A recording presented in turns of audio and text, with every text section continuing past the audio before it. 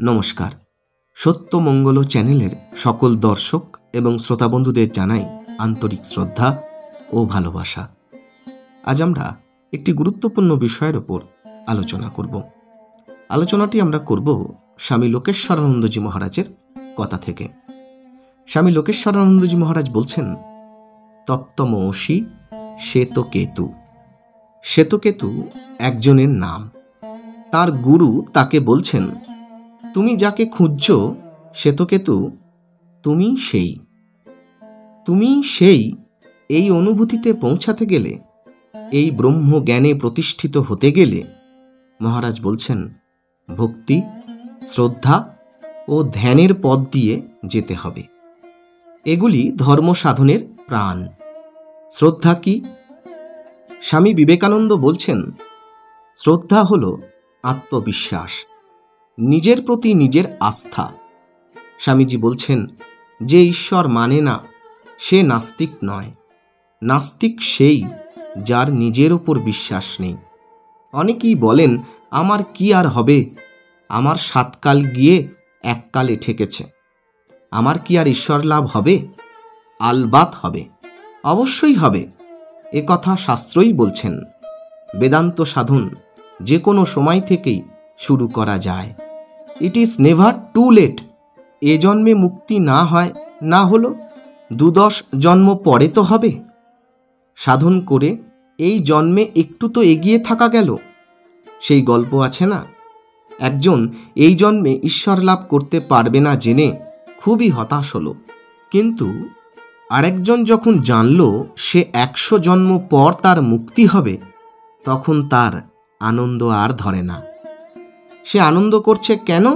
না, সে নিশ্চিত হয়েছে যে 100 জন্ম পর তার মুক্তি হবেই। একটু দেরি হয় হোক, কিন্তু মুক্তি তো হবেই হবে। এই জেনেই তার কত আনন্দ। বাস্তবিক আত্মবিশ্বাস সাধনের একটি বড় জিনিস। ঠাকুর বলতেন, খানদানি চাষার মতো রোগ চাই। শ্রদ্ধার পর বলা হচ্ছে ভক্তি। বেদান্ত শাস্ত্র অদ্বৈত জ্ঞানের কথা বলেন। দ্বৈতবাদে ভক্তি বলতে যা বোঝানো হয়, অদ্বৈতে ঠিক তা নয়। এখানে ভক্তি বলতে বোঝানো হচ্ছে একমাত্র আত্মবস্তুতে নিষ্ঠা, আর ধ্যান বলতে বোঝানো হচ্ছে আত্মচিন্তা বা স্বরূপ চিন্তা, মনন ইত্যাদি। তাহলে দেখা যাচ্ছে শ্রদ্ধা, ভক্তি ও ধ্যান, এই তিনের সাহায্যে সাধককে ধাপে ধাপে এগিয়ে গিয়ে চরম জ্ঞান লাভ করতে হবে। যে জ্ঞান লাভ করলে অতি সহজে সংসার সমুদ্র পেরিয়ে যাওয়া যায়। যে জ্ঞান লাভ করলে মানুষ সকল দ্বন্দ্বের পারে চলে যায়। যে জ্ঞান লাভ করলে মানুষ পরম শান্তি ও পরামুক্তি লাভ করে। কিন্তু নিষ্ঠা, ধৈর্য ও একাগ্রতার সঙ্গে এগোতে হয়, তবেই মানুষ এই জ্ঞান আয়ত্ত করতে পারে। ওপর ভাসলে চলবে না, ডুব দিতে হবে।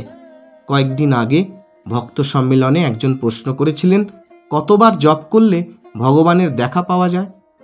সংখ্যা গুণে জপ করলে বা নিষ্প্রাণ যন্ত্রের মতো জপ করলে কি হয়? আসল জিনিস হলো ঈশ্বরের প্রতি অনুরাগ, তাকে ভালোবাসা। ভালোবাসা দিয়ে জপ করতে হয়। এ কি একটা চুক্তি যে আমি এতবার জপ করলেই ঈশ্বরকে দেখা দিতে হবে? ঈশ্বর কোনো কিছুর অধীন নন, কোনো কিছুর বশ নন। তিনি একমাত্র অকৃত্রিম ভক্তি, ভালোবাসার বশ। এই যে অনেক বৌদ্ধের মধ্যে দেখা যায়, তারা জপের জন্য একটি কাঠের চাকা ব্যবহার করেন। তার মাথায় লেখা আছে ওং মণিপদ্মে হুম। একবার ওরা চাকাটি বনবন করে ঘোরান, তাতেই অনেক জপ হয়ে যায়। চাকাই জপ করে। আবার তাতেও হয় না, অনেক জায়গায় দেখবেন বৌদ্ধ বিহার বা মন্দিরের সামনে একটা বাঁশ পুঁতে তাতে একটা কাপড় টাঙিয়ে দেওয়া হয়েছে, তাতে ওই মণিপদ্মে হুম মন্ত্রটি লেখা। কাপড়টি হাওয়ায় সর্বদা পতপত করে উঠছে, যেন জপ চলছে। এটি এক নিষ্প্রাণ যান্ত্রিক প্রক্রিয়া হয়ে দাঁড়ালো আর কি। এর দ্বারা কিন্তু ঈশ্বর লাভ দুষ্কর। আজকাল অনেকে একটা গাল ভরা কথা বলে থাকেন, পরিবেশের খানিকটা গুরুত্ব নিশ্চয়ই আছে, কিন্তু শুধু পরিবেশ করে চিৎকার করেও কিছু লাভ নেই। এটা সংসার। সংসারের ধর্ম এই। এখানে নানা রকম দুঃখ, অশান্তি, অসুবিধা থাকবেই, কিন্তু এর মধ্য দিয়েই দৃঢ় নিশ্চয় হয়ে এগোতে হবে, জ্ঞান লাভ করে মুক্ত হতে হবে, এবং সেটাই ধর্ম। সংসার কেন? সংসার বলতে কি বোঝায়? সংসার মানে সংস্কৃতি বা প্রবাহ, অর্থাৎ যা প্রতিনিয়ত সরে সরে যাচ্ছে, অর্থাৎ অনিত্য, পরিবর্তনশীল, ক্ষয়িষ্ণু। আজ যাকে ভালো ভাবছি, আগামীকালই তাকে খারাপ বোধ হচ্ছে। আজ যা ভালো লাগছে, কালই তা বিষাদ লাগছে। এই যে পরিবর্তনশীল সংসার, তাকেই আমরা নিত্য মনে করে বসে আছি, বলি আমার এত কষ্ট। বস্তুত সংসার বলে তো কিছু নেই, এ তো আমাদের মনের প্রজেকশন, সৃষ্টি, আমাদের অজ্ঞানতার প্রকাশ। আমরা যদি আমাদের ভেতর থেকে পাল্টে ফেলতে না পারি, নিজেদের অজ্ঞানতার নাশ ঘটাতে না পারি, তাহলে বাইরের সংসার যেমন আছে তেমনই থাকবে।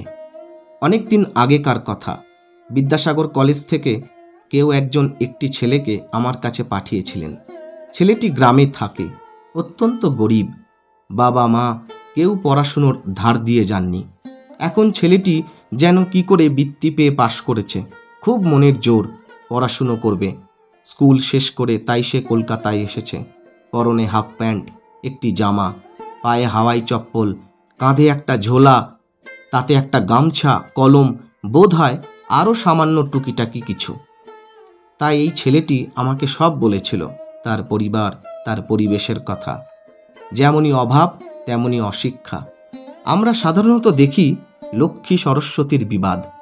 যে পরিবারে মা লক্ষ্মী বিরাজ করছেন, সাধারণত দেখা যায় সেখানে মা সরস্বতী ঢুকবেন না।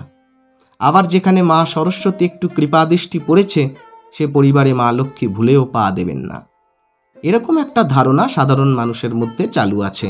আমি অনেক সময় মজা করে বলতাম, এই ছেলেটির বাড়ির ভেতরে তো নয়, তার বহু মাইলের মধ্য দিয়েও মা লক্ষ্মী এবং মা সরস্বতী দুজনের কেউই হেঁটে যাননি। তা সেই ছাত্র এখন বিজ্ঞানের নাম করা অধ্যাপক, মাঝে মাঝেই বিদেশে বক্তৃতা দিতে যান। আবার আরেকটি ঘটনা দেখুন। একজন আমাকে একবার বললেন, দেখুন আমাদের বাবা খুব কষ্ট করে পড়াশুনো করে বড় হয়েছিলেন, বলা যায় প্রায় বিদ্যাসাগরের মতোই। পরের বই চেয়ে এনে লাইট পোস্টের আলোয় পড়াশুনো করে বরাবর স্কুল, কলেজ, বিশ্ববিদ্যালয়ে ফার্স্ট হয়েছেন। শেষে তিনি কোনো এক বিশ্ববিদ্যালয়ের বিভাগীয় প্রধানের পদ অলংকৃত করেছিলেন। আমরা কয় ভাই, বাড়িতে আমাদের আলো ছিল, বইপত্র পেয়েছি, কোনো অসুবিধার মধ্যেই বাবা আমাদের পড়তে দেননি। অথচ আমরা বাবার মতো ব্রিলিয়ান্ট কিছু হইনি। স্কলারশিপটি পেয়েছি ঠিকই, কিন্তু বাবার মতো কেউই হতে পারিনি। আবার দেখুন, আমাদের ছেলেদের প্রত্যেকের জন্য আলাদা আলাদা ঘর রয়েছে, বইপত্র অঢেল পেয়েছে, একাধিক বিষয়ের জন্য প্রত্যেকেরই একাধিক টিউটর, কিন্তু এত সত্ত্বেও তাদের শেষ রক্ষা হলো না। তাহলেই দেখুন, পরিবেশ করে আক্ষেপ করলে হবে না। পরিবেশ তো আমাদের মনের সৃষ্টি, মনের অজ্ঞানতার সৃষ্টি। জ্ঞান হলে, আত্মজ্ঞান হলে সংসারকে আর সংসার বোধ হয় না। তখন জ্ঞানী সর্বত্র ঈশ্বর দর্শন করে আনন্দে উৎফুল্ল হয়ে ওঠেন। তাই সব কিছু এই মনেতে, সংসার মনেতে। তাই মনটাকে বদলে ফেলতে হয়, বদলে ফেলাও যায়। যুগ যুগান্তর ধরে ঋষি মহাত্মারা বদলে ফেলেছেন। শঙ্করাচার্য তাই বলছেন, গুরু সেই পথ বলে দেন যে পথে গিয়ে মানুষ নিজেকে বদলে ফেলে অজ্ঞানের বিনাশ ঘটাতে পারে। শাস্ত্রে সে পথের কথা বলে দেওয়া আছে। গুরু সেই শাস্ত্র নির্দিষ্ট পথই দেখিয়ে দেন। শাস্ত্রের সঙ্গে সঙ্গতি আছে বলেই গুরু বাক্যের মূল্য।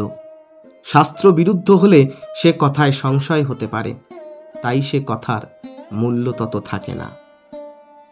কি অপূর্ব কথা বলেছেন স্বামী লোকেশ্বরানন্দজি মহারাজ। আজকের আলোচনা এইটুকুই। আশা করছি আজকের এই আলোচনা আপনাদের খুব ভালো লেগেছে।